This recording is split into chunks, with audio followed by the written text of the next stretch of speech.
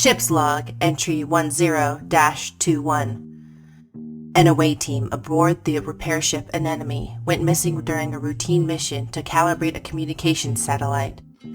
Captain Slack Demille deployed Tully's monsters to find the missing crew, which includes Beaufort Gubbins and Cortazar, the Illithid.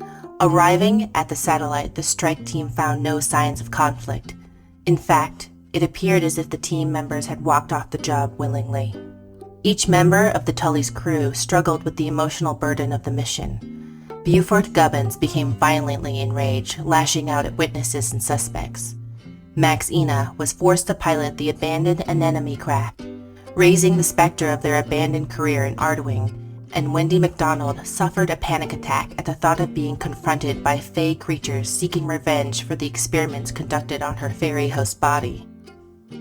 Then, the search for their missing friends took a surprising turn. It turned out that the crew of the Anemone had been by a ship full of this species, once thought to be a mere legend, were attempting to and desperately entreated the Velvet Fox Initiative for assistance. They're building an error. Something is wrong.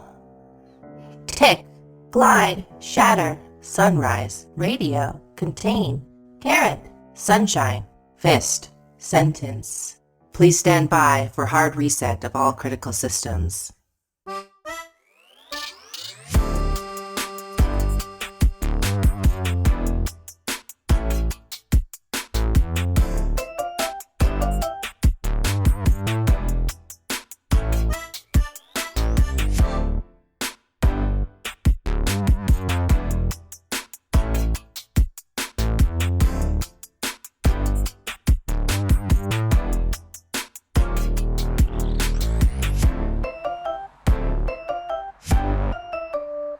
Yeah, for listener reference, this is the first episode we've recorded since the first Away episode went up. Like, that should give you a sense of, like, how the time dilation is going. Mm-hmm. The time dilation. Look, the further the season goes on, the more separated we become from the listening audience. So, we heard your complaints several months ago. Now they're finally being put into action. Oh, no. We're just going to barrel full steam ahead. Any complaints, you've got no chance of changing anything. Austin, edit out episode 4 and replace it entirely with that one episode of Star Trek The Next Generation where Picard goes to the fuck planet. It's going to be 4 months before they hear this. I just checked my spreadsheet. You know why they created that episode? Picard, I believe, or not Picard, fucking Patrick Stewart went to the showrunners and were like, look, this old man is boring. He needs to have sex and shoot people. Look, just like any person playing D&D, you want people to know your character fucks. Wendy does not fuck. Wendy, doesn't even have the equipment for that, I don't think. I say this and I'm like, yeah, no, explicitly we have a show where several characters have not wanted to fuck, but a lot of D&D characters want to fuck. Anyway, when last we left off, you were on a partially constructed room floating in space full of grey aliens. Basically, they're trying to make a room to stop you all forgetting what they tell you, so they can pass on some information that's going to be useful. You've not actually talked to any of them yet, so that is an option. What do you want to do? Is everybody here now? Because I was sent ahead as like a scout, and I don't know if I've... Yeah, I think we're all here. For the last week, by the way, I've been thinking about the visual of, like, Beaufort rampaging through these grays, and then the camera just pulls out, and it's just the viewpoint of Wendy's cloak showing a really bad alternate reality. Hopefully they don't notice that. I mean, that would be the dramatic adaptation. That's how we'd sort of film the opening to this episode. But yeah, I think last we left off, Beaufort was chatting to Bridget, but that was sort of where we left things. What do people want to do? Hola, Gralians. I am Wendy McDonald. I come in peace. And I put my ice pick behind my back. Unconvincingly. Are you actively trying to hide it, or are you just like? I just thought it would be funny to say. One of them is going to step forward and welcome you and say, "Hello, I am Govel. Can I answer anything for you? I suspect this is probably a lot." This bug guy is my friend. Can I take him? I mean, there's no reason you can't take him. We largely had him here as reassurance for your friend with the big arm that his sister was going to have someone around that wasn't us to keep an eye on her. But I mean, we're open to you taking. She's the one we need working on stuff right now. That was a test, Gerbil. You passed. I'm glad. Also, did you call me Gerbil? Is that not your name? Oh, it's close. It's close enough. Hello.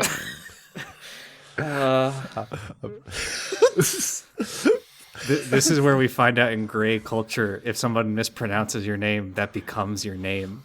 Oh no. Wow. What lore? Look, you've said it now. Here it is. Gerbil sighs in disappointment and looks back at you, hoping you don't mispronounce their name again. Oh no. What a precedent. Too much. This is too much power to put in Wendy's little hands. You know. I think it has to very specifically be an accident. It can't be malicious. Yeah, it can't be like, sorry about that, Thor, God of Thunder, or something. Just make him sound cool. Yeah. Look. Species. If enough species keep forgetting you exist, you start going, okay, you think that's my name? Okay, fine. That's my name now. If you can remember that much, I'll roll with it. You can't just roll up and mispronounce her name as like Saint George Cool FM 103.5. Which is the actual name for a minor league hockey team. I'm just going to say that out loud. Oh, look at you knowing sports. Yeah, or Dr. Fart. Are we in danger here? Or is there people coming? Should we set up a defensive barrier? Or am I just waiting for you to finish building a thing? I mean, you're not in danger here specifically. The joys of not being remembered is you very rarely have people coming looking for you. Yeah, sorry about that. I thought you were a fae, and I went on a journey emotionally last episode. I'm sorry, I'm not a fae. No, it's okay. I didn't really want to face that. That was too much. I'm sorry you had to face things not knowing you wouldn't have to face them. Man, my life. Am I right? What a day here in space. Oh, I've just realized you're going to forget that you didn't find a fae here, and you're gonna have to go through that emotional journey all over again, huh? That'll teach future Wendy to have feelings. Like Max is sort of like standing a little bit wide and trying to keep their eyes on like as many people as possible, without looking away, hearing some of what's going on, and we'll say, "So, what is the purpose of what's being built here by Bridget?" The way that memory works around us is a little strange, as you've noticed. If you're looking at us, you can remember us. And once we're out of sight, you're not going to remember. And then if you look at us again, you'll go, oh yes, I remember that whole conversation I had with you. I remember all of that. And that can be a little bit, tumultuous. It can be a little bit uncomfortable when that all comes back to you. We're trying to create a space that will allow you to keep some permanent memories of what we have to tell you, because we might be the only people who know quite what you're up against. So you're trying to construct something that will basically keep you in perpetual, like, periphery vision of everyone else, kind of? It's more that we're trying to create a room where memories you create of us while in that room are a bit more set in stone than usual. That's sort of what we're going for. Can we call this room the save slot? I mean, basically, it's a save slot for the what would you call it? Like the codex of all the information you learned here, so you can come back and search all your data files of what happened here. Everything not saved will be lost. Quote Miyamoto. Yeah, Miyamoto, the most famous illithid of all time. So He invented jumping. How does your memory effect work? Is it biological? Is it just something that your people evolved? As best we understand, it is a biological defense mechanism. At some point, far earlier in our evolution, I suppose it would be similar to how other species develop camouflage. You sort of physically change yourself so you're not seen. The evolutionary advantage we seem to stumble upon was if you can get out of sight of a predator, it forgets it ever saw you. And that was clearly biologically advantageous enough that it stuck around, up until the point where it was somewhat of a hindrance. So, next question, does this also extend to, like, anything that's recorded of you? Does it screw up, like, audio and visual recordings? I'm asking, could I put sort of a transparent watermark of your face over my HUD here? You could certainly try, but either the footage ends up getting messed up, or you look at the footage and see us, and then you look away from the footage and you stop remembering that you saw us in the footage. People have tried to we've tried to put recordings of ourselves in places with limited success. As much as I love science class, we did come out here for a mission. Did everyone forget about the satellite back there, or is it not fixable, or do we not care? We were trying to contact, what's it called? Mirth? I think it's Soul, actually. Yeah, it's the water inside of it. I've read a book once. Is that something you need to roll deception for? All right, you caught me. I've never read a book. Jeez.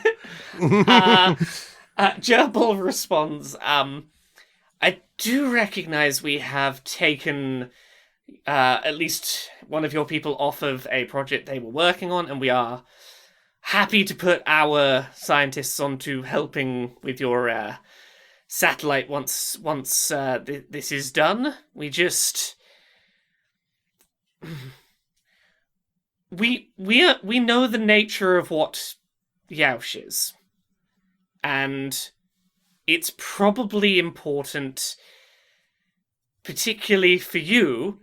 He looks at Wendy to understand. Oh no, why would that be? I don't fuck with beholders. I don't know any beholders. I'm not on a first name. I have never beheld one. I mean, you've beheld a beholder. I guess that one that almost killed us last mission, Yeah. but she's being defensive. Yeah. I've never even seen a beholder before. What are you talking about? Who are you? I've never kissed a beholder. You can't prove it. There are no pictures of it. I don't have a beholder body pillow in my room right now. Definitely not. Jobel looks to you and says, I'm sorry, I didn't mean to offend. I'm not suggesting you personally have any involvement, but you are an illithid hybrid from a particular group of illithid hybrids, yes. Yeah, oh, this is some Rommel shit, isn't it? That motherfucker. How big is his gun now? Quite large, last we were aware. Oh, man, I'm sorry, y'all. This is on Wendy for real. Well, hold on. If it gets big enough, he won't be able to carry it anymore. If you want to find out where Yaush is, you are going to need to go visit Wendy's old compatriots. They are responsible for turning Yaush into what he is now. Oh, fuck my entire fairy ass. Wait, are you implying that Yaush is like some sort of beholder illithid hybrid now or something? That is exactly what I am implying. And I'm gonna take a guess, based off the fact that he seemed to pretty quickly knock out a regular beholder. Is this some sort of hive tyrant mind witness? Whoa, somebody's read the monster manual. Look, we don't know the specific names of the specific types. What we can tell you is your old friends managed to put a tadpole inside a beholder, and it didn't take as well as they would have liked. And, a mind witness is probably the correct word, but Yaush is perhaps something a little more dangerous. Oh, gosh. How much do you all know about beholder brains? I think Dan actually know this, but Beaufort wouldn't. Yeah, I want to get you to do some kind of roll to see whether any of you would know this in the start of this in character. Medicine? Yeah, medicine is probably right. Yeah, give me. Yeah, Medicine it is. 12. 15 with a -1? Okay, as a party, you fail. For an individual, Max might know the very basics of this, that beholder brains are kind of segmented. A little bit. Right. Oh, right. Yeah. Which also explains like why the eye stalks kind of operate randomly when the beholder's trying to use them, because the part of the brain that's asking it to do something is different than the parts of the brains that control the eye stalks. They have a lot of brain and a lot of brain power, but there is a bit of division across the brain, and like it can be sometimes an issue. So it's like we have a multi-core processor in there, but only one of the cores has been illithidized, and it might be spreading out in a certain way. So there's almost like the brain's fighting against itself in some ways. Basically, yes. Gerbil the Grey says to you, yes, so, Yaush did not enjoy the idea of being illithidized. Pretty aggressively tried to sear into his own brain to stop the thing making its way across, and put simply, part of his brain is slowly being ceramorphosized, and over time, that tadpole's really trying to get to more of that brain, and it has made a beholder that is very, very angry to have a second voice in its head. So, yeah, your friends Wendy really have caused a bit of a problem. So there's good news and bad news. The bad news is this is a combination of the two deadliest species in the galaxy, but with none of their weaknesses. The good news is... And she just lets the silence go for as long as everyone will let it. The Max will just sort of quip. Well, the good news is that means now you have 2 targets for that ice pick of yours in that skull. Oh, Wendy turns to you, puts a hand on your shoulder, and says, "Thank you, Maxie Max. I really needed that." So yes, I'm really hoping that you know where to find your old compatriots, because if you're going to have any chance of finding where Yaush has ended up, they're your best bet of finding out. Oh shit! I had no idea this was gonna happen. Laura's throwing me a curveball. Does Wendy know, or should I roll? This is a in character. Do you think Wendy would know? I think she would know like a place that like Rommel used to work out of. I think there's like a 50-50 chance he's moved on. You know, like when a sniper takes a shot, you don't sit there forever, you know? Yeah, I think so. I'm trying to think how we want to respond. The illicit hybrid equivalent of like the biker bar they all go to hang out at between jobs, you know? It's like The Legion of Doom. There's a couple different flavors, right? It could be the lab where Wendy was made. It could be some kind of secret bunker. It could be any number of things. Yeah. If you've got a place in mind that you think would be the last place that they would have been, I am open to wherever you think that would be. Yeah, my first instinct would be like the experimental lab, like where Wendy, Rommel, and Cortazar were created, and then I guess where Yaush was created. This is news to me, and I don't know if there's the Elder Brain that Wendy, on some level, really misses. Might be there. Maybe it's been abandoned. She hasn't been there in 2 years or however long she's been on the Resubian. Indeed, yeah. I recognize I'm throwing some curveballs today. Today I was like, I want to throw some stuff out here so I have to fucking act on my feet. So this is going to be a fun session. So Beaufort will tap his chin at this conversation and go, well, if you think about it, Wendy, you and Cortazar broke free of the your creators. Who's to say that little tadpole couldn't? I mean, it sounds like it's being piloted by Yaush currently. Yeah, beholders aren't supposed to work together, but Yaush is gathering allies, so, I mean, clearly something has changed, but the problem is, it sounds like he's changing for the worst in every possible way, adding up all the bad things about Mind Flayers and all the bad things about beholders, and together, being double bad. Yeah, especially because given what we've seen during the peace talks, at the research station and otherwise, it all seems to trace back to Yaush in terms of wanting to start a war and then gathering up allies to sweep things up, And not decide with the kidnapper who definitely wants us dead, but someone did stab him in the brain, and you don't gotta hand it to him, but I could see how a person might want to hand it to him. Yeah, and at the same time, the tadpole did try to get disintegrated by the person whose brain they're in. So probably not too happy about that either. It's not going to be a fun first impression if you're like, yum, tasty brain. Oh no, there's a laser trying to slice into me.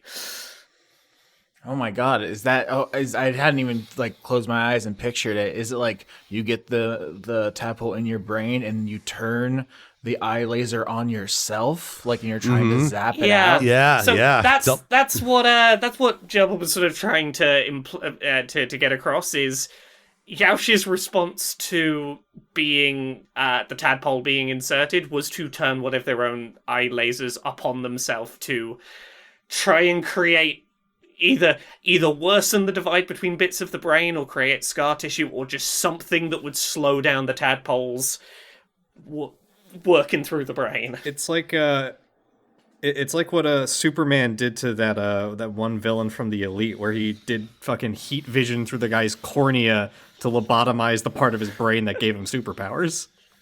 Whoa! It's explicitly the I've been bitten by the zombie. I'm gonna try and cut off my arm to stop the spread. Mm-hmm. But you don't usually do that with the brain.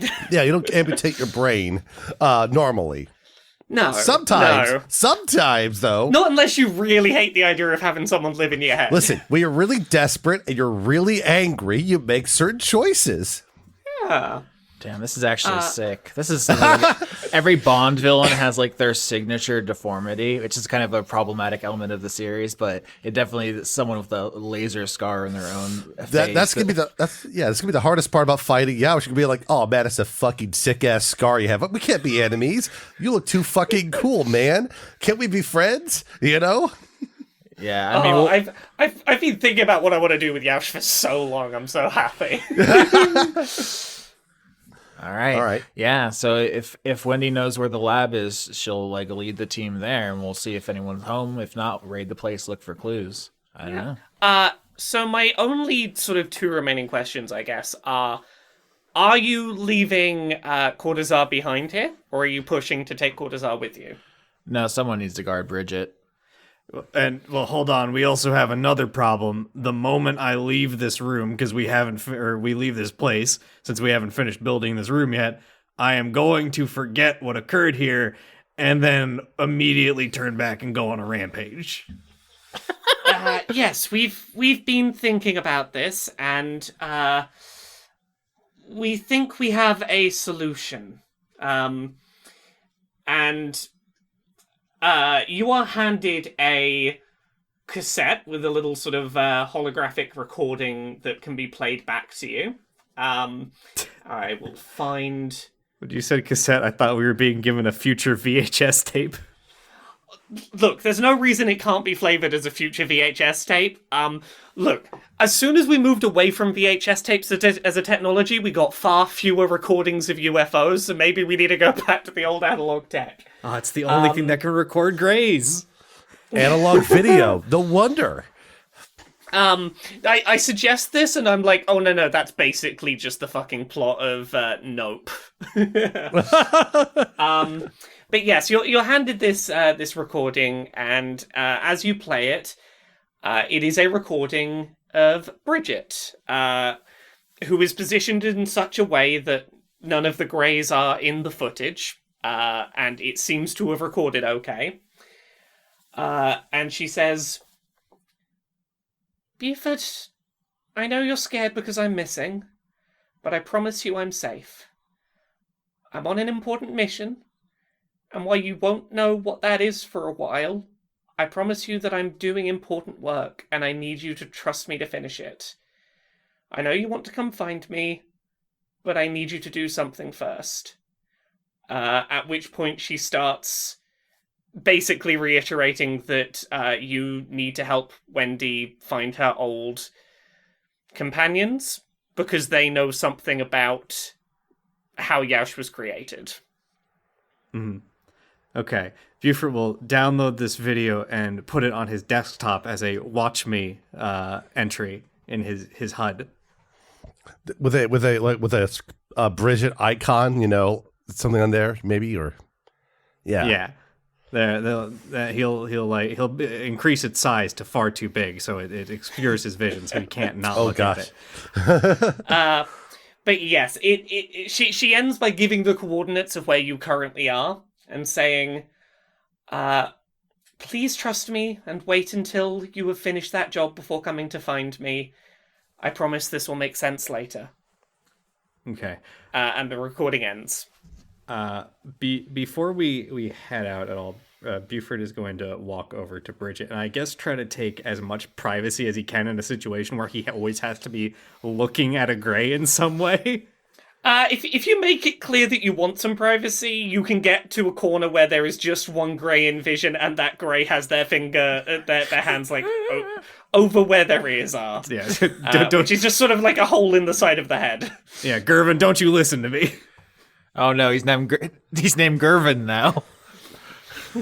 No. I will do my best not to listen to you, because if you accidentally say my name wrong again and I'm not listening to you, it's fine. Thanks, Garvin. Oh my god. What a charming culture they must have. Okay, yeah, he'll turn to Bridget and say, look, you a few minutes ago when we first walked up here said to me that you wanted to be like me. Bridget, I never want you to think like that.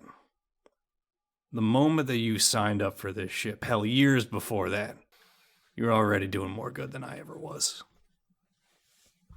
I appreciate that. But you are the strongest, bravest person I know. And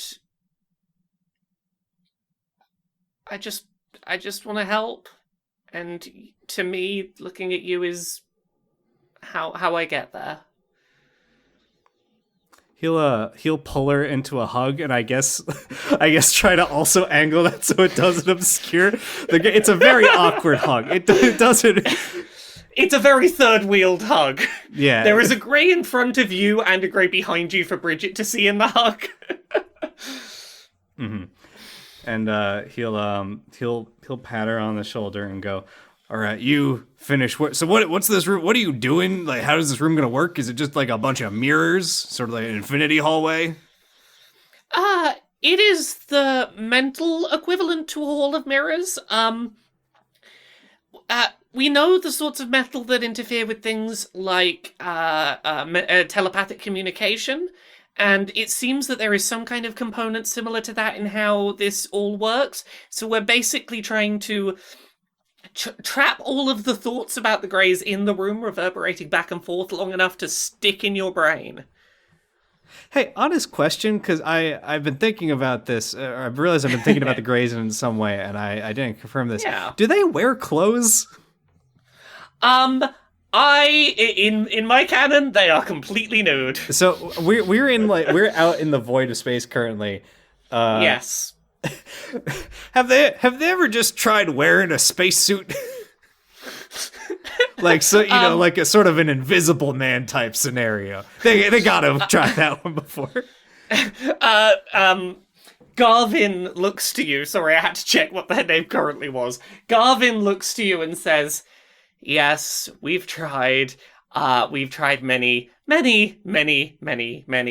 things. We tried communicating via song, hoping that the song would be if the song was catchy enough, you'd remember us. Didn't work. We tried. Well, have you considered the song wasn't good enough? Oh no. It was a banger. It was a banger. Don't worry, we'll play it for you when you get back, so you can remember it. It'll blow you away. Is it just the theme to the X-Files TV show? Is that all it is? I kind of. I was thinking it's gonna be "Around the World" by Daft Punk. Is what I was honestly thinking. Now, see, I was gonna go. It's "I'm Blue Dubba Dee Dubba Da" by Eiffel 95. Good, Oh, good gosh. Look, if anything was, if an alien was going to create music catchy enough to be remembered, it would be that. That means that the music video was a documentary in that one as well. Yeah, so. That blue alien was just trying to get you to remember. We didn't take them seriously. Nope. Wendy is going to say goodbye to Cortazar. Just be like, "Remember your shields, okay? I don't want to repeat that stuff with the last beholder where you just floated around, right? Remember where you got all your shields with you? Show me them." Hey, I've got all my shields with me, and hey.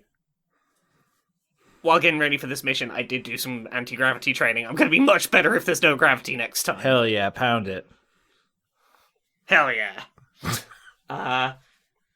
So, you are going to go head off to the lab where last Wendy was aware the Illithid hybrid project was operating out of. Do you want to give me any flavor to this location?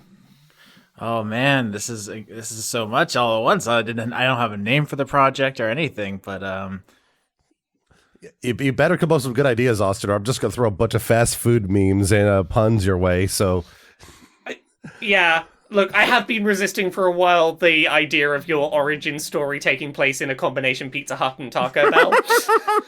yeah, the elder brain I escaped from, the Burger King. I had Taco Bell for the first time this week, and then I had it 3 more times. Holy shit, are you okay? I mean, and what do you mean by that? Because there's a lot of ways that response can go. I think that if there's this cutting edge of mind flayer technology, because in the canon, mind flayers are said to have invented time travel technology. They've existed since the beginning of time. There's all these legends about them. I think they really are the most advanced. And so the most advanced thing scientifically that humans have been able to conceive of is the Dyson sphere.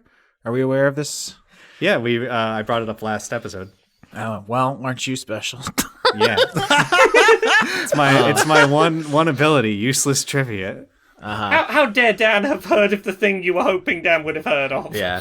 No, Yeah, I didn't want to mansplain Dyson spheres to Dan. But the idea is you basically build a big thing around a star and try to capture all of its energy. But the reason that they will never be built is because it's unfeasible. Stars are really, really big. And so I imagine they tried to build one. It was abandoned. And it's just like there is a star somewhere here in the far realm that has like this half-finished structure built around it. And, you know, this elder brain that Wendy was a part of their hive mind, like was like, oh, I'm just going to come here and do experiments where I won't be bothered. She doesn't know if the brain is still there. And I think if we're traveling, she might even like say like, hey, I never really talk about this, but even though I defected to the other side of this conflict, this is hard for me to say, but I have complicated feelings about my elder brain. Leaving the hive mind is like cutting off a limb, and I hate everything they stand for, but on some level I'm worried that I will want to stay if I get too close. Does that make sense? Yeah, Beaufort would nod to that. Family is pretty important, and I think that's the most similar. Analogous. The word is analogous, Buford. Thank you, Max. So I just want to warn you all now that I may not react predictably. I mean, I think the biggest threat will probably be Rommel and his many big guns.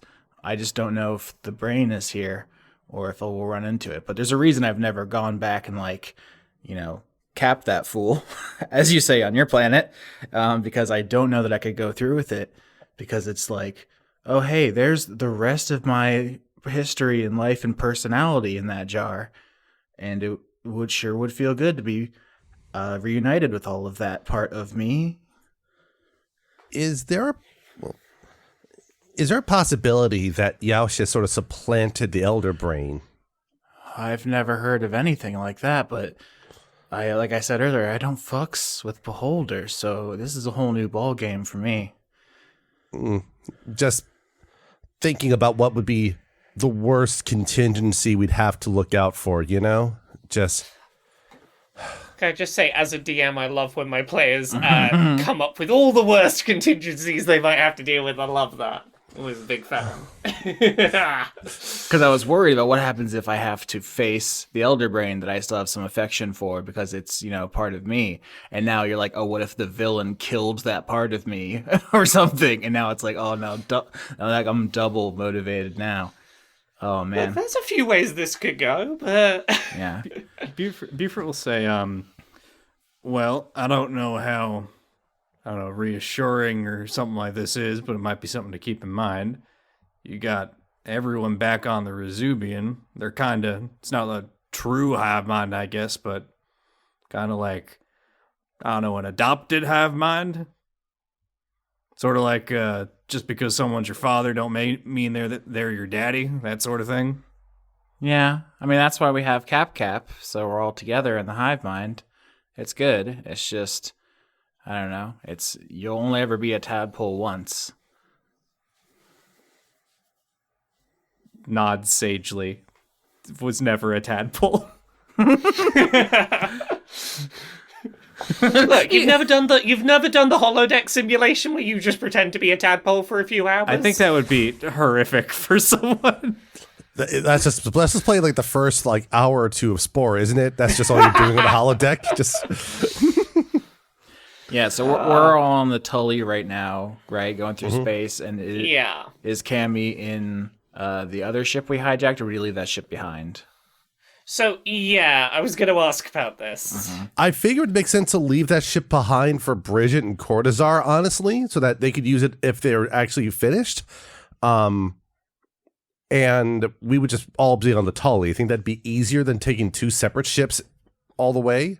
And that means Max can be piloting the ship.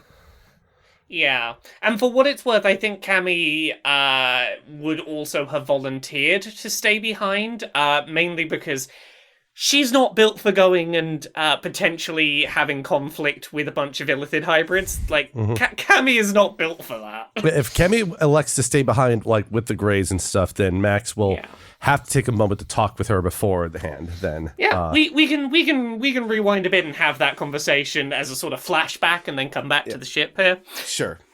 So when Cammy elects to stay with Bridget and Cortazar with the Greys, Max will offer no resistance to that, but say a few things to her. First of all, they will be, Cammy, I just want you to know that I do not intend on not returning. I'm intending on coming back for you and everyone else, but it means a lot that you came out here with me and have been, just perfect all the way. So I want to thank you for that, Cammy. I appreciate that. I'm glad we got to do one of these together, even if I probably need to leave this bit to you, just so that there's, if I'm sure these Greys are fine, but if anything does go south, it'd be good for Cortazar and Bridget to have a route out of here, but I know you'll come back. If something you've got this. Yeah, if something goes wrong here, I have full faith that you can help the others get out of here safely. That's worst case, if nothing will go wrong with all of your mission, but if it does, we'll take what we've learned back to the Resubian once this room is built. Also, this is a terrible time to bring this up, but I'm pregnant. but I think I found Mom out here already. Oh, that's such good news. Well, there's a bit of a caveat to that. And with that, Max does the decryption sequence again, which doesn't manifest like a projection of Dash Ina out, but it does project it does changes Max's attire to look more like their mother with the trench coat motif and the bow, which clearly signify that. And then they'll just say to Cammy, as far as I can tell, she's in Formith right now. I don't know how to help right now, but I know you'll come back from this and we can put our heads together and work out what this means. Thanks again for being out here for me, Cammy. And then Max just sort of, pulls her in for just a very long hug before they part ways for the time being. Wendy just yells over her shoulder, "Remember your shields!" As she jumps back on the Tully. Rommel shouts back. Oh no, Cortazar, no. Oh no, Rommel's here. Shit! Cortazar shouts back, "I brought 6 of them with me." Somebody overpacked.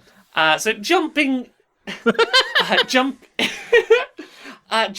forward back to where we were on the Tully monster. As you start sort of approaching the region of space where this partially built Dyson sphere exists, you can see it from the outside. It's in much the same sort of partially built status it's been in for the last several years. There is scaffolding around the edges of it, but clearly none of it has been in use. And from the outside, there is nothing to tell you either way whether they have stayed in this location or moved on. The first indication you get either way is as you sort of cross, I guess you'd call it the event horizon. You start sort of getting close enough to the sun to come around the other side of the Dyson sphere. I'm gonna need perception checks from you all. Okay. Yay. Ooh, that's a botch. 10. Okay, we've got a botch and the group fails. So, you see something moving, and it's moving fast, but you don't have any idea what it is. It's just a very fast-moving little squiggle. It either looks small or it looks far away. It's tough to tell. All right, Wendy would like to cast Fairy Fire, which is a spell. Each creature in the area where a spell is cast is outlined in light if it fails a dexterity saving throw. So she's basically trying to spotlight it so that we won't lose sight of it. Ooh. And it's just I gonna like glow. this. I like this a lot. Is there a roll Dex that you need save. for that? Dex save. Okay, let me. Gotta beat Okay. 13. That's, She's a barbarian. that's gonna be just straight D20 for that. 10. Okay, so this is a failed roll. The object that is very quickly moving towards you is now spotlit. With the help of this spotlight, you can tell that whatever it is undulating as it approaches. Like, it seems to probably be organic rather than mechanical in terms of how it's moving. Oh no. Okay. Well, we have a freeze ray. I say blast it. Yeah, we definitely can blast it. If it's now spotlit, like I've shot this, purple light out at it, which is clinging to it. Do we have enough of a look to roll maybe nature to know if this is just a nice friendly blob, or if this is Glorflow, Destroyer of Worlds? If you want to roll nature, go ahead. This will be your final roll before it arrives. It arrives. And a 12. All right. That's a 0 botch. Oh my Oh god. gosh. An 8. Yep. Okay, yeah, so that's another botch and the group fails. Rip and piss. You are completely and utterly blindsided by this thing. You are trying to work out what it is, and you assume it's further away than it is, and then very quickly realize, no, it is closer and larger than you thought it was. I'm gonna reveal what is very suddenly upon you. Aww. Oh. It's a squirmy. It's a big slug. He's a big guy. It's a giant purple worm, isn't it? It's not quite a purple worm. Oh no, is that a purple worm mind flayer thing? Oh dear. So these don't exist in 5th edition, but back in 3rd edition, they had a wonderful thing called a mind worm, Hell yes. which is basically an illithidized purple worm in space. Oh my god. Oh, good gosh. Laura and I have gone deep into the lore to get the real pervert shit. Oh, yeah, I've been digging for the weird deep cuts this season. I wanna make lore about stuff that Dice Funk has never touched. Yes. So we are going to have some spaceship versus mindworm combat. Oh my god. You do not have a chance to prepare in advance of this before this thing is upon you.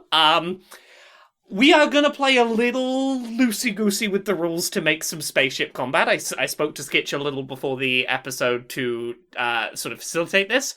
The long and short of how I want to do this is Beaufort and Wendy, you will be using your regular character sheets for trying to get the Tully monster to attack this thing. Beaufort, obviously, you will be reflavored manning the ice cream laser. Okay. And Wendy, you can reflavor yours as casting spells through the ship. Skitch is going to be Max is going to be piloting the Tully monster, and we've talked about a mechanical way we're going to do that. So I was just gonna say I thought how this was gonna work with Beaufort's gonna stick his arm through a porthole and just punch the worm. look, if you would rather just stick your arm out and punch the worm, you are welcome to do so. The piloting the ice cream laser was a suggestion, not a requirement. I would have actually suggested that Wendy operate the laser and Beaufort's operating the claw just for like the thematics of it. I think Buford should operate the laser he invented. It's your laser, bud. Okay, then sure. And I'm a barbarian. I want to hit him with the big claw. My question is, do I get wild magic?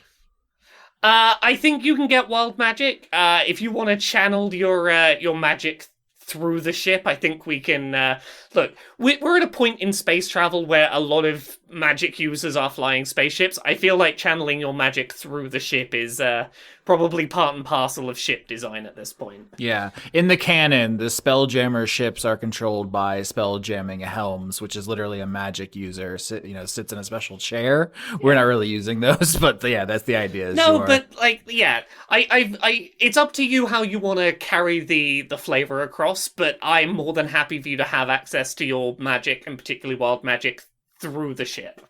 This is flavor more than anything, so we can do a cool space battle. I bombed that initiative 5. 8. Max turns on the true seeing and rolls a natural 20 on initiative.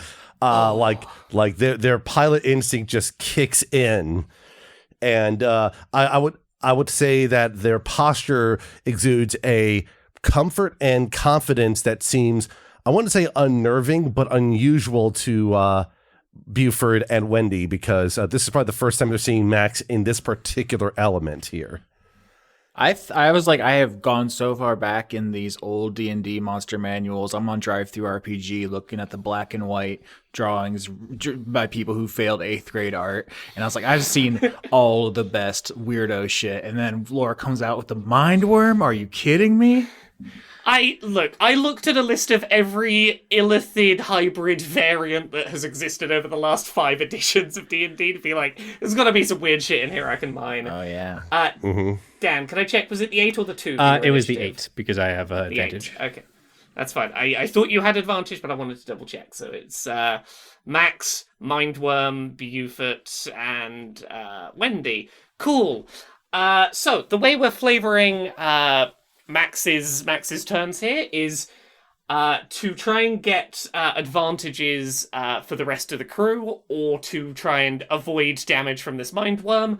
We're going to be rolling skill checks with advantage that fit the flavor of what you're trying to do as a pilot. So, do you have either a skill in mind or a maneuver in mind that you want to play around with? I already have one. So Max, being kind of the first one to actually react, realizes that we're in a bad spot and needs to sort of give the team a little bit of room.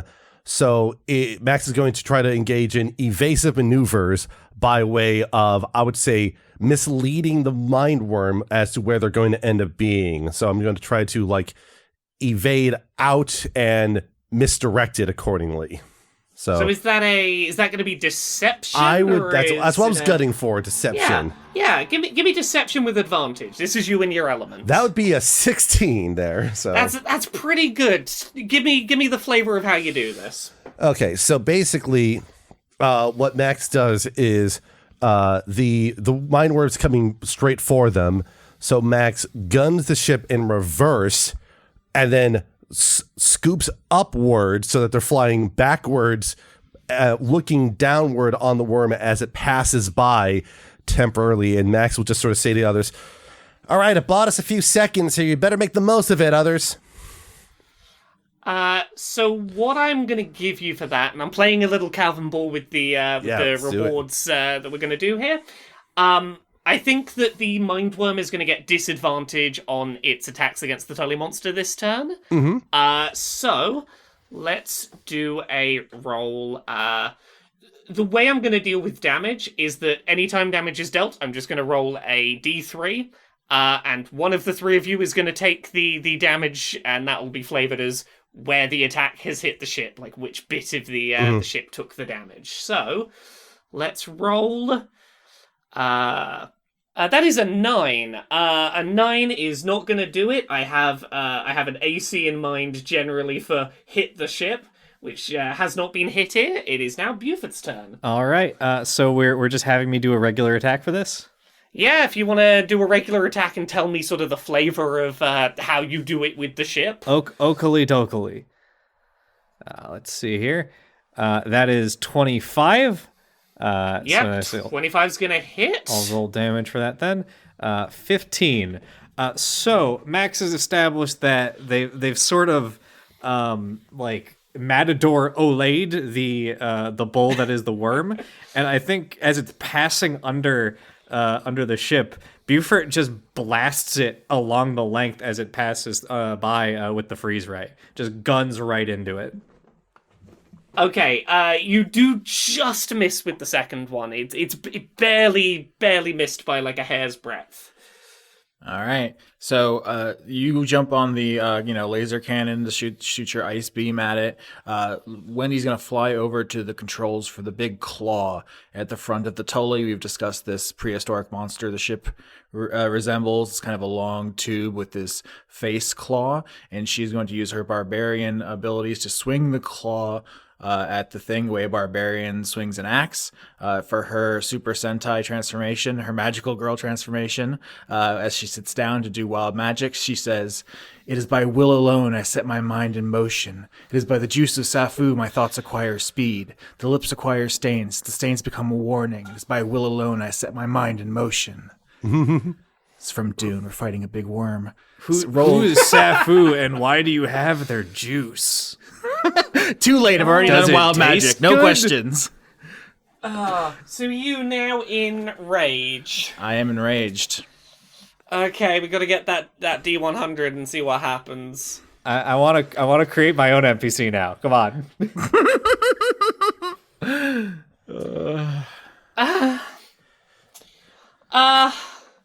Austin. Oh no, that's not a good noise. Yeah, it's scary. Look, mechanically, nothing's wrong here. You gain a new set of teeth. Oh, sick! I love it, Hell yes! Well, let me finish reading this. but not where you might think. Your baby teeth, I'm going to put in inverted commas, are pushed out one by one over the next 24 hours. For the next 24 hours, you are going to have to keep dealing with, a tooth fell out, as new teeth come in. Honestly, Wendy's into this. The aesthetic of someone just leaving a trail of teeth is metal as hell. Yeah, look, mechanically this does nothing, but I will say, if you want to get intimidation by throwing a fistful of teeth at someone later, you have that option. Oh man, a fistful of teeth is a good term. My favorite Clint Eastwood movie.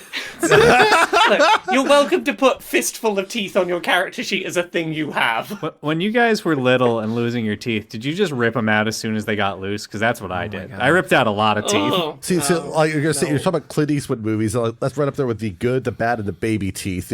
Just like Boo! I attack Skitch. 12 and 19 are my attacks with advantage because of the fairy fire. I assume 19's gonna hit. The 19 hits, the 12 does not. 20 as Wendy swings the big claw on the Tully into the center mass of the worm, just trying to cut it in half with just a broad home run swing as teeth clink onto the floor of the ship. I have a flavor question. When Wendy is operating the claw, is it like human-sized controls that she's just physically pushing against and flying? I think they're human-sized as she's body slamming the joystick. Perfect. Oh, that's perfect. Back around to Max. What is Max trying to do this turn with the ship? all right, so we've got ourselves a little bit of spacing here. So I think the next step is going to be trying to identify like glowing weak spots for people to attack at there. So, Ooh. yeah. Yeah, so is this sort of more specters you like trying to spot the glowing weak spot, or is this you trying to like position yourself so that the weak spot is like lined up ready for them to hit? I feel like it's more... I feel like I have to do the first before I do the latter. I first have to find out where the weak spots are, and then I can move into position to go after them in the next turn there. So... I think if you want to go for, say, perception with advantage, you can definitely, like, highlight a weak spot that can be fired upon. That would be a natural 20 on that with the 23 there. Hell yeah. Not only do you locate this weak spot, you perfectly line up for advantage for, you've already got advantage. How do I give you both more ability to hit this worm than already having advantage. The Do I let you rare roll? triple advantage. Do I let you roll 3 times and take the best result? I think I have to. This is your cool space battle. There's some other things I could propose that'd be more busted, but I'll avoid. If they're more busted than that, I think 3 rolls and taking the best result is good enough. It basically you gain the advantage of the luck feat for a round, effectively, where you can roll 3 times there. Yeah. But so Max is like 100% like amazing piloted to give you like the kill shot moment here. You're gonna have a great time. I will say that the maneuver that Max does here can be described as drifting the Tully along the flank of this worm. A maneuver that I don't think the others realize you could have done with the Tully to actually make it move just laterally as elegantly as this is. And all of a sudden, after moving for a period of time, it sort of comes to almost an abrupt stop, moving at the same speed as the worm, focused on a particular point along the side of its body. Holy shit, Maxi Max. We should do all our fights in the ship. We're way better at it this way. This is why I put the laser in here. Max is fucking killing it. It's not a super precision method of attack. You might get some collateral damage that might not be ideal, but for fighting a thing in space, it's pretty cool. Time for the worm to try and attack back. So it is not happy, and it's gonna try and take a big tail swipe to sort of knock you off course if it can. It's got like little caterpillar legs too. Yeah, that's its equivalent of tentacles. It's just like little. They're tentacle sized, but because it's such a big worm, it just looks like little nubbins. I can't stop looking at its horrible little face tentacle. It's awful. God. Okay, so it has rolled a 21 to attack, so it is going to hit the ship. Let's roll. 1 is going to be Max, a 2 Beaufort, and a 3 Wendy as to who's going to take damage. You wouldn't hit a little lady like me. Yeah, Wendy, you are gonna take the damage. You're on the bit of the ship that's gonna get hit. So let me work out. I assume this is bludgeoning damage, which I have resistance to. Yeah, that does set off your hellish rebuke. Oh my gosh, my unstable backlash. That's the one. Your unstable backlash. It's gonna set off the thing where wild magic. Does your previous wild magic stop and you get a new one? Yes, that's the way it was worded. Okay, so you do have a few teeth have fallen out. You now have a slightly mismatched mouth of teeth where some have been replaced and some are old. Asymmetry, let's go, baby. Yeah, some of your teeth are in the best state they've ever been in.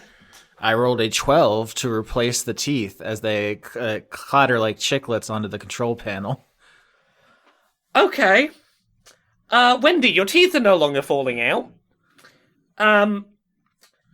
You do now have a third eye on your forehead. Holy Christ. You have advantage on perception checks for the time being. Okay, so from everyone else's perspectives, the worm hits the ship, I go flying, smack into the wall, and when I turn over, I just have another eye. And a handful of teeth. Yeah, I'm just laying in a pile of teeth, blinking all 3 of my eyes. Max, did you know that Wendy had teeth? I listen, I might have eyes in the back of my head right now effectively, but the answer to that question is no. Might as well focus on beating the shit out of this thing, Beaufort. I'm sorry, there's a lot of weird stuff happening back here. Beaufort, it's your turn to have triple dice rolls on right. hitting this thing. Let's see how this goes. 1, 2, 3. Okay, 17. Ooh, that was looking bad. Oh my god! Oh my god! I got 2 botches and a 17. I don't think I've ever seen a double botch version like that. That's beautiful. 17 is exactly enough to hit. Okay. Oh god. Like Max, I was very distracted by and you know what? It shows in the damage. I only got 9. all right, we'll do your second attack. Let's see if we get 2 more botches in there. Oh, wait, that's bare minimum damage. That's 2 more ones. Oh my gosh. Yeah, so you barely scrape through an attack out of confusion at Wendy's whole situation. Yeah, I think Beaufort maybe like didn't realize that she like her wild magic made her teeth fall out, and he just assumed that she was horrifically injured and fucking obliterated her face. Okay, 1, 2, 3. Okay, 29. I think that hits. Yeah, that one is gonna hit. Yeah. 12 damage, so that would be 21 damage. Yep, Wendy flies back up onto the control panel for the big claw and butt stomps the button that makes the claw swing, you know, the way Mario does when you push Z when he's in the air. Let's go. First is a 19, second is a 21. Those are both hits, huh? Yeah, they are both hits. 44 as I tried to snip this wiggly guy in half with my big claw hand. And that is your total damage there is 44? That is my total damage. Okay, lethal or non-lethal? Lethal, snip, snip. Okay, describe to me how you, describe to me this lethal attack. Yeah, so Beaufort is zapping it. I guess the way this works is that Max is doing just unbelievable aerobatic maneuvers on some Top Gun shit, is flipping around to all the optimal angles. Beaufort is zapping the mind worm with the ice ray to kind of restrict its movements. And then, Wendy, seeing her opening, flies up there. And just as the worm is just like, rigid in space from the ice, she maneuvers the claw around its center mass and then just slams down like the grip button and just makes it go maximally closed just all the way and just crushes it in half, basically, with the big claw. And then there is just simply two pieces of this big worm. I guess it's possible there are now two worms, but I don't know how this thing works. No, if this thing is gonna become two smaller worms, it's certainly not gonna do it quickly. So from what you can tell, you do seem to have dealt with the problem. So yeah, you have defeated my giant worm. The worm puzzle has been solved. Wendy, for safety purposes, could you use that claw there and hurl this thing into the sun?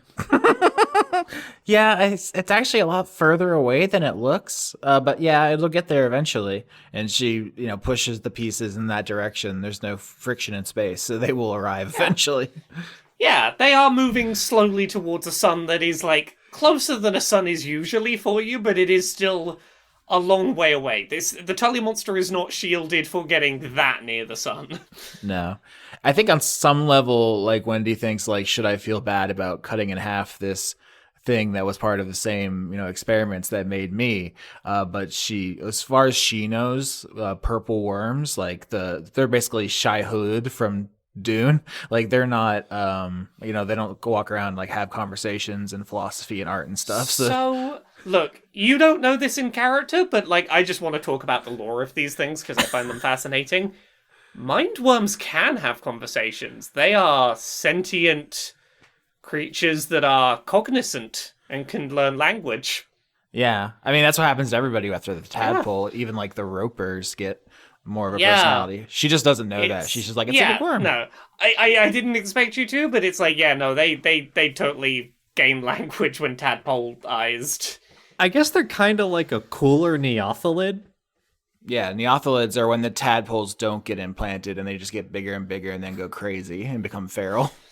Yeah, the big difference here being that they aren't feral, they are very dangerous because they are a purple worm that can logic and reason.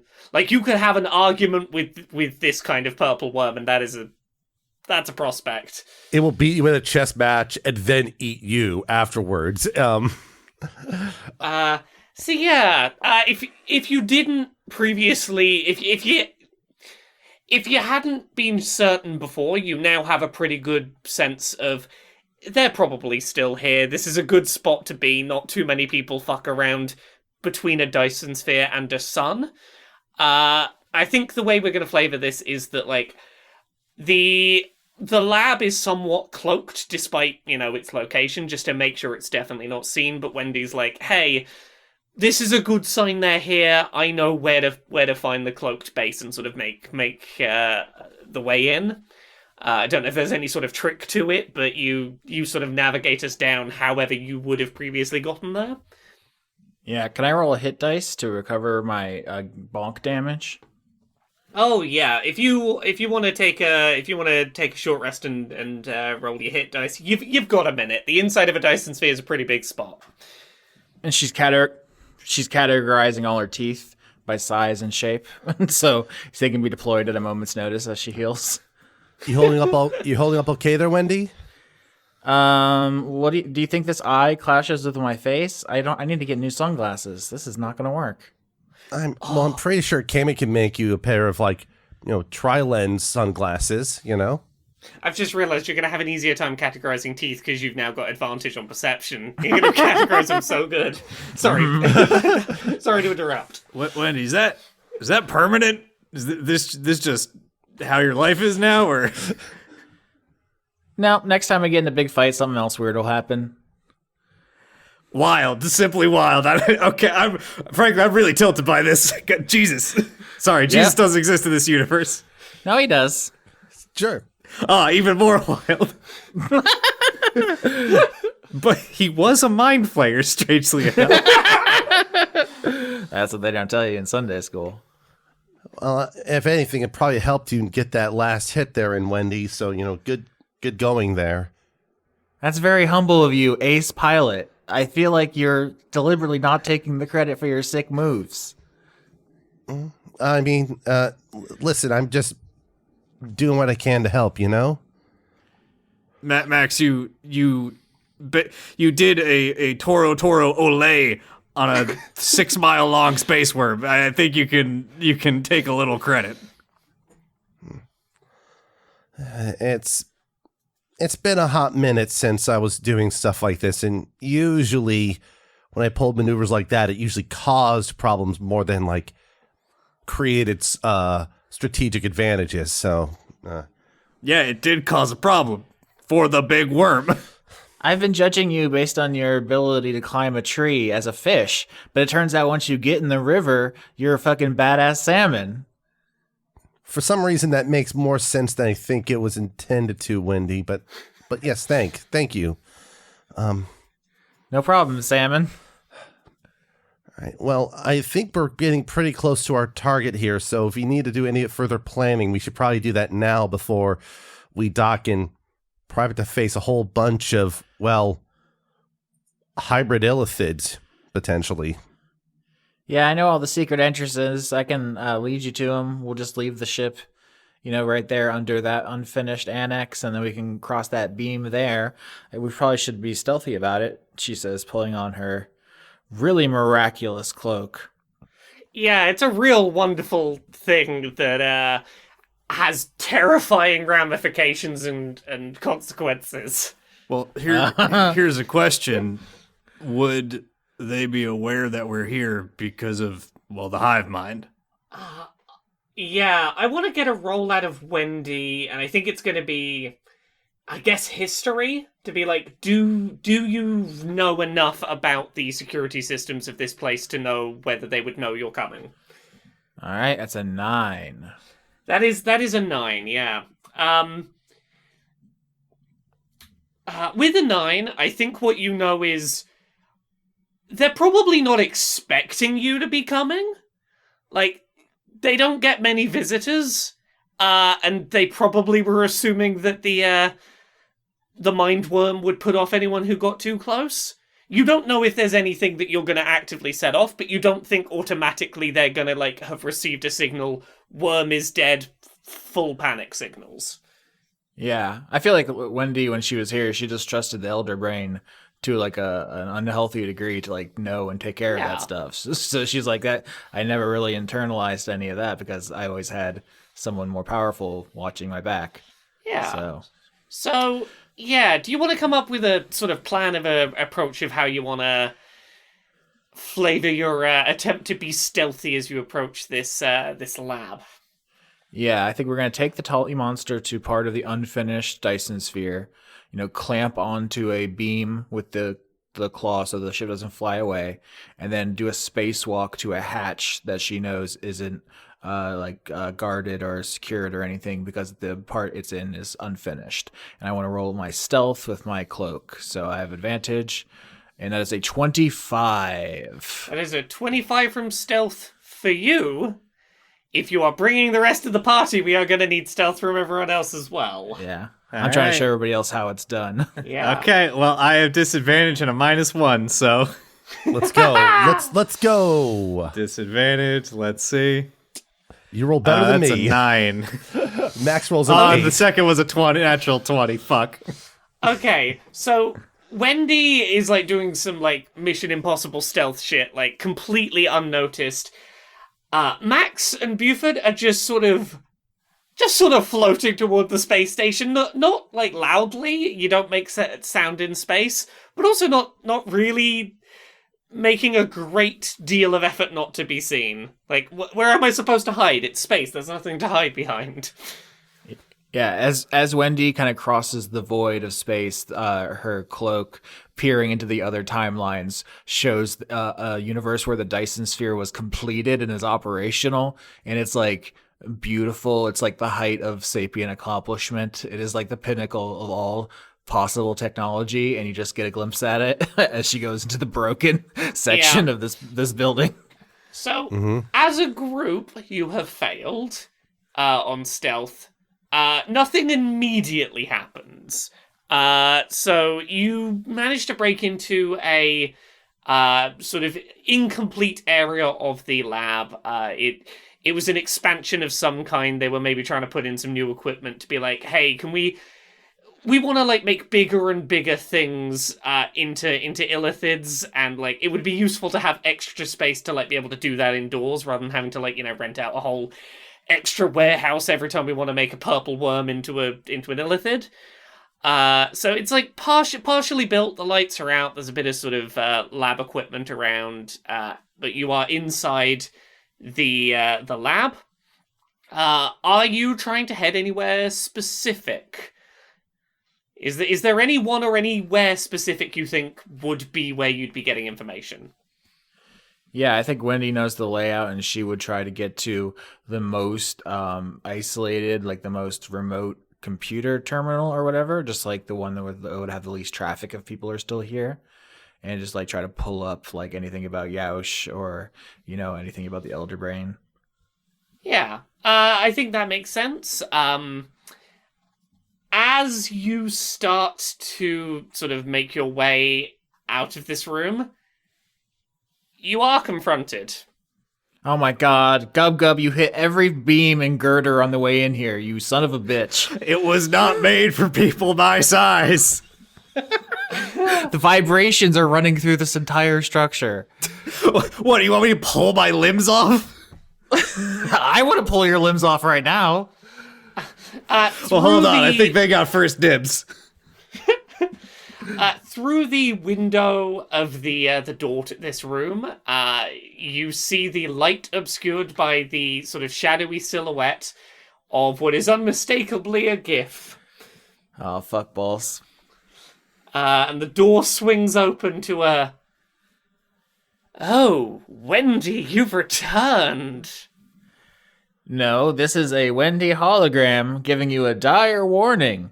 Evacuate this Dyson sphere now or be destroyed. Message will repeat in 5 minutes. Did you miss us that much, Wendy? I thought we were going to have to drag you back at some point, but you came back willingly.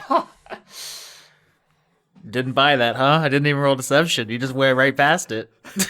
No. There is no world in which you... I'm trying to think of any world in which I would believe that you had sent a hologram of yourself here to warn us about... We saw your friends bouncing around the scaffold. You were not stealthy. Holograms don't tend to bang into the scaffolding. Well, you've clearly not met Gronk. In the background, Gubbins hitting the floor, the ceiling, still bouncing 0G into every piece of furniture. Yeah, 0G's not easy. I was going to say, well, we can see into other realities where that might have occurred. just look at Wendy's cloak. Yeah. That's a very, very fancy cloak. Is there reality in there in which you've already come back to us and I don't have to have this conversation? Who is us? Is it the brain or is it the beholder that shot themselves in the face? Both are cool, but think carefully before you answer because one is cooler. I mean, well, the brain, of course. How is old Brainy these days? Thinking thoughts? Oh, absolutely missing you. Feeling incomplete without you around. Well, I'm very delightful. That makes a lot of sense. Really, really, can't wait to welcome you back with open arms. Throw a big party for you. It's gonna be a wonderful day. We're all very excited you're back. I love parties. Is there cake? Oh, so much. So much of it. Your favorite flavor and everything. Maxie, you were just telling me how much you missed cake. You haven't had a cake since your last birthday. It's what a great coincidence. I assume you brought these friends of yours along to be,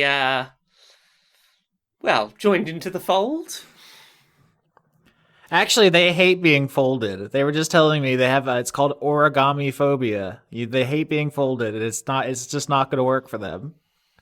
Yeah, I'm a lot of metal. It doesn't really fold well. Oh, you always did have a wonderful sense of humor. Now get those lovely friends over here so we can get them a part of the family. Max will quietly whisper out the decryption call for Dash Ina again. The bow manifests into their hand while the trench coat deploys, and Max will say, I'm afraid there's too many thoughts in my head to worry about any sort of interference from any transmogrification here, so I'll have to politely decline, or impolitely decline if you'd prefer. And I've got a family already, so yeah, I'm not gonna be polite about it. Eat my ass. Oh, don't worry. Once the tadpole is inside of your brain, you'll be a lot more amenable. Oh man, I'm so glad that Brain never finished the ass tadpoles. That would have been terrible. The ass flare. Oh no. I don't even know what that would be. Jesus. Yes, you do. You know exactly what it would be. Yeah, I'm kind of into it. Yeah, no, Rommel is very, very much ready for Wendy to be home and for the two of you to be tadpoleized, and is stood there with a very large gun.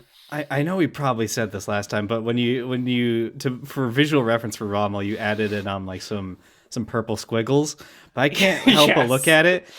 Squiggles coming out of his face to be like the tentacles. It really just looks like he's having some nice purple spaghetti, and that makes me kind of happy. Yeah, Rommel's purple spaghetti face is the level of my artistic ability.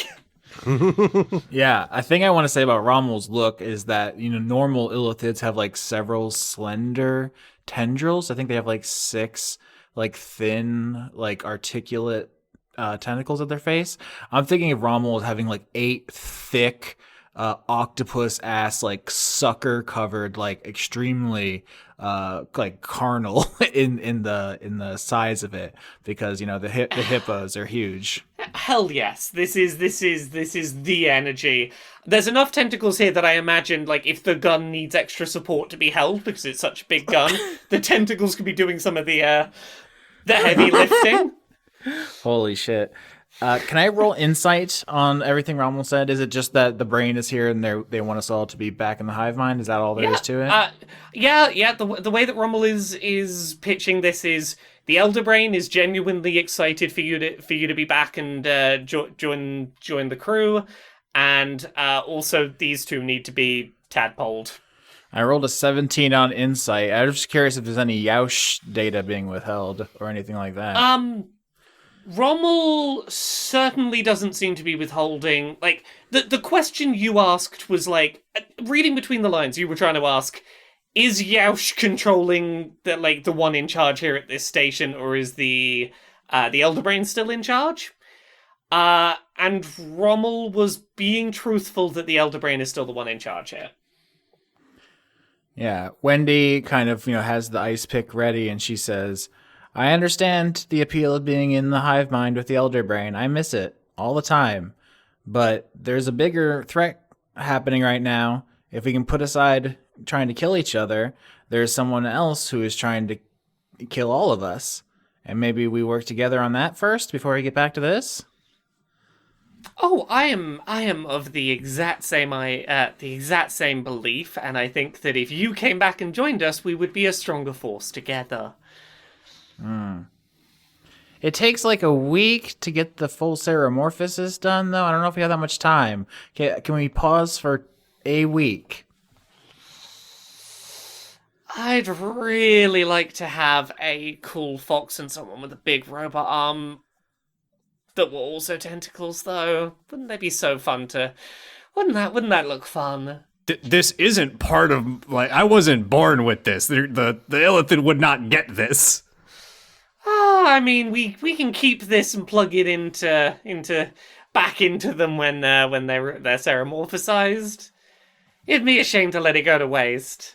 I mean, wouldn't it just look? I don't mean to be giving you suggestions here, but it would just make more sense to thrall me, in my opinion. Whatever. Anyway, look.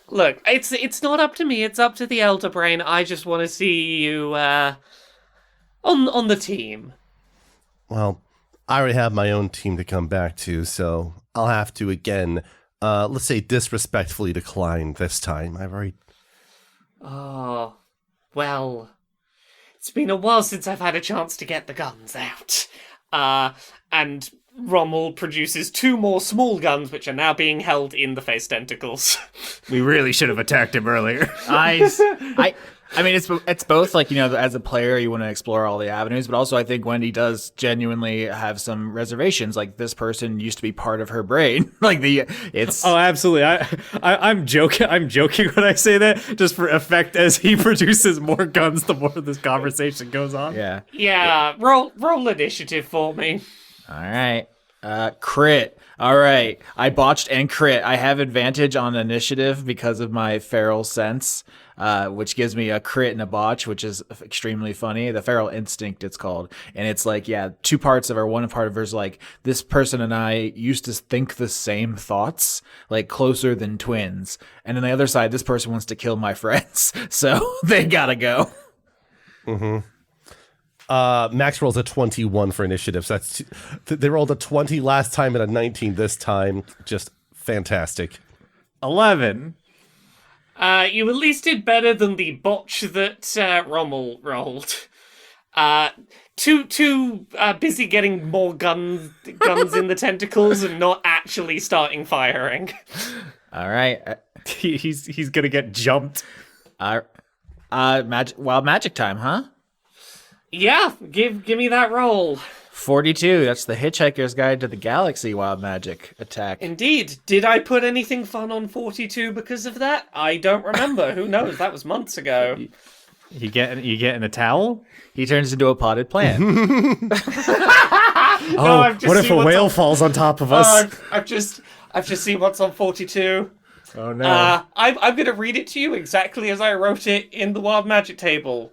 LOL piss pants. Is that my piss pants or his piss pants? No, it's yours. You pissed yourself. Okay. It's not a great reunion for you.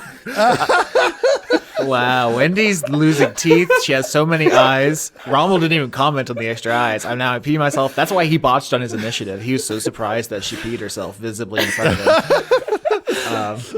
There's no combat consequence for that. You just got to role play that you've just pissed yourself. That's on you. Yeah, it is. She to distract from it, she yells, "It's morphin' time! Triceratops!" It attacks recklessly. 11 and 19. I gotta check the numbers. The 19 will hit.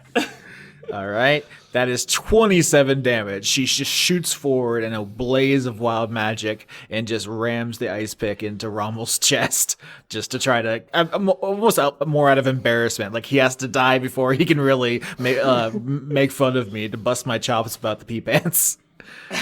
Okay. Wonderful. Max, it's your turn. I'm not sure what was more distracting about all that, the pants peeing or just the Triceratops or whatever transformation that Wendy claimed they're going into. But Max will tap onto the the Hexblade Curse feature, I flavored as 4 Myths Guidance as a bonus action. So that is just that's just slapped onto Rommel, and then we'll attack 2 attacks with the bow. And let's go ahead and go with the first one.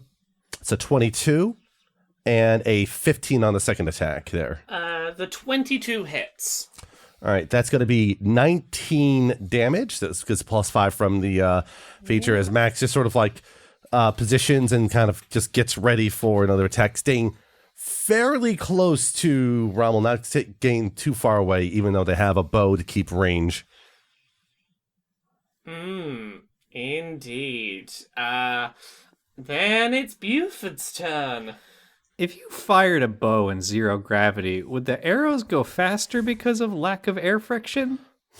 Good question. So the way the arrows look like when they're being pulled and shot from the bow, they just look like basically just arrows made of pure light, effectively. Ooh, fancy. They're not like physical arrows, effectively. This is sort of a feature of the type of bow that Dash used. It also it looks very celestial in nature, because of course it does. But yeah, I think Beaufort clocks that internally as, all right, that's another point for it being a hard light weapon. Scientists have looked into this. Apparently, a physical bow, it wouldn't go faster, but it wouldn't get slower as quickly. Like it would have less deceleration, and it would fall to the ground less quickly in low gravity. Okay, I'm gonna punch him. Yeah. 25 and 15. The 25 hits. Hurry, Beaufort, before he notices I peed myself. 24 damage. Wait, you did what? Oh no! So that's what, 24 damage? Yep. Okay. So I guess the flavor on this is, while Wendy is furiously stabbing and Max is peppering him with arrows, Beaufort just runs up like an oncoming truck and just clocks him. Yep. You get a pretty good sizable smack in here. Yeah, and it probably can't because of the distance like between Wendy and Rommel. Beaufort will try to interpose himself in between the two of them to try to like absorb whatever gunfire is about to come out. Yeah. So how are we gonna do this? So you've positioned yourself sort of in the way, correct? If he can't block Wendy just because she's tiny and probably flied up pretty close, he'll try to protect Max then. I think you can get in the way to protect Wendy if that's where you want to be positioned. So it's Rommel's turn. Who gets to do a couple of things. First of all, he's gonna throw a grenade towards Beaufort. It's gonna have a 20-foot radius, so it is probably gonna get Wendy. Wendy's gonna be in the radius as well. It is gonna hit everything in a pretty big range. I'm gonna need a dexterity saving throw from you both. Hell yeah. Alkali. I have advantage on this from something called Danger Sense. Danger sense. Let's go. I got a 7. I got a 9. Oh my lord. That's a botch in there too. Yep, you are both gonna take some grenade damage. Thankfully, there is a limited number of these grenades. There's not many of them, but you are both gonna take... You are gonna take 16 damage each from the grenade. And then Rommel is gonna point their big old shotgun in the direction of Max. So let's roll to see if this hits.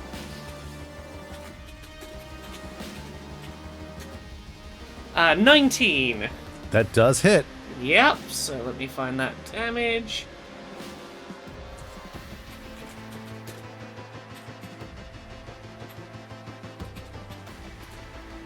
Uh, 11 damage to Max. Can you give me a dex saving throw? A dex saving throw can do... 16. That will not succeed, so they're going to get the full brunt of Char's counterattack, which is going to be 26 fire damage. So where the shots land on Max, it looks like some red lilies blossom at that point and then just erupt out in arcing flame that hits Rommel right back for more than double the damage they did to Max. So. Oh, wonderful, wonderful. Okay, what do I want to do with this? The last thing that Rommel is going to do with the turn, not very happy with you at all, Max, is going to charge head first at you and start just charging almost on all fours, full sprint at you. So I'm going to need a strength saving throw. Opportunity attacks from the melee fighters? Yes. Yes, so you can take an opportunity attack. That's a miss. 30. 30 is going to hit. 12 damage. 12 damage. Okay, Okay, one strength sec. saving throw. Yep, I'll wait till you get that marked out. Okay, yeah, so I'm going to need a strength saving throw from Max. That is a 3. Yeah, you're going to take some bludgeoning damage here. Leave Max alone, you rude asshole. 19 damage as you are sort of rammed against the wall pretty aggressively. That could have gone much worse, but that's what you took. It's back around to Wendy. Yeah. So Wendy fights Sorry. Before Wendy's turn, Rommel does go, piss pants. Now it's your turn. All right. Yeah. Wendy fights with this ice pick that's a reflavored lance, so she actually fights at range, or she can. This whole campaign so far, I haven't had an opportunity to deploy this specific strategy. But if we're in like an unfinished room in kind of space, I would like to actually go above Rommel and strike down at him. I think that is definitely doable. All right, so that's not going to change much in the moment. It's just something to think about. It may affect, for example, grenade blasts, because I'm trying to make the radius weird essentially. But we're still morphin time. Yeah. So here we go. Recklessly 14 and 19. The 19 will hit. All right, and so you are going to take 22 damage as I try to stab Rommel through the top of the head with the ice pick and say, Maxi Max has the coolest cube in the universe. You don't know what you're fucking with. They're going to mess you up. I mean, it does look pretty cool. It's going to look a lot cooler when I kill them and take it. That'll be fun. Gotta make sure, like, watch out if you get too close to me then. And then all of a sudden if it's Max's turn. Yes. Max is going to need a Constitution saving throw from Rommel. That's a botch. Okay, so you can determine if this does more damage than normal, but they're basically activating Thunder Step in response to being pinned against a wall. So they teleport away to a spot basically on the other side of Beaufort. This creates a thunderclap that can be heard up to 300 feet away if sound can travel in the vacuum of space. But like the impact, the concussiveness of it does 31 rolled damage to Rommel as Max teleports out of the grasp and just lands in like a cool hero pose, bow in hand, and just a big grin on their face. Okay, Rommel is not looking good. Not looking good at all. Beaufort, it is your turn. Rommel is on the ropes. All right, I'm going to do the exact thing that Rommel did to Max a minute ago, and just full body tackle them into the wall. Oh, wonderful. There's another Max pulls off another Olay. 24 damage. 24 to hit. 24 does hit. 9 damage. Damn it. It's a double botch on the damage too. 9 damage is just gonna be enough. Lethal or non-lethal? I'll do this. So Rommel is, I guess, has like dropped to one knee after this thunderclap has blasted him quite well. Beaufort is going to just like shoulder charge into him, grab him by his throat, and push him up against it so his feet are off the ground, and then turn to Wendy and just look at her. Yeah, I was dreading this because obviously he's very dangerous and it's the right move to kill him, but this is like, this is her childhood friend essentially. And I think she flies out of the room. She basically bolts. I don't know if you're familiar with this basically spectrum behavior that I've done this a number of times. It's like, actually, I'm gonna leave. I'm gonna leave immediately. I'm gone. I'm bye. And then she just like flies away. Okay. From like the look on Wendy's face, would Beaufort be able to get that she can't make this decision? She can't choose? Absolutely. Okay. Let me think for a second. How is Beaufort going to respond to this? I'm going to make what I think is probably the more interesting choice, and he's just going to take Rommel, and slam him into the ground unconscious, and then strip him of all of his equipment. Interesting. Okay. Wendy, you said you've sort of bolted from the room. If you bolted like back out the way you came, or like further into this facility? Yeah, that's a great question. I could see it going either way. I think she wants to get to the computer to like see what's going on, but she might want to just go into the safety of the Tully.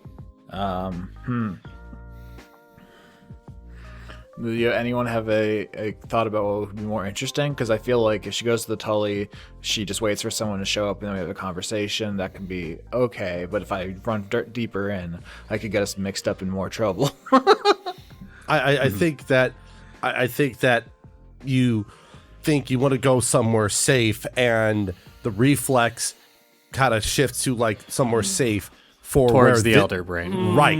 Yeah. Yes. Yeah, that's definitely it. It's like, not even on purpose. She's like, I have to get to safety. Right. She thinks she's going towards yes. the Tully, and before she knows it, she's deeper into the lab, going back to like where the elder brain was. Yeah. Yes. And the thing I like about this is you're the only person in this group that knows where you're going in here. So I think that this gives a good excuse for a bit of time delay before the rest of the group can catch up with you. Before like we because it sounds like we're splitting off to Wendy for a second. Before this happens, Beaufort is going to leave a note for Rommel, and it's just going to simply say, "If you ever try to hurt Wendy again, I will kill you." Perfect. So yeah, I think the sort of where we're going to sort of go, and this is probably the last thing we're going to do this episode, is Wendy, you are sort of fleeing, you are just trying to find somewhere that feels safe, and the next thing you know, you turn a corner, and you see just a very large tank in front of you. And no sooner have you stepped into the room than throughout your whole mind, you just hear, "Oh, Wendy, is that you?" Hi, Drakus. I'm back.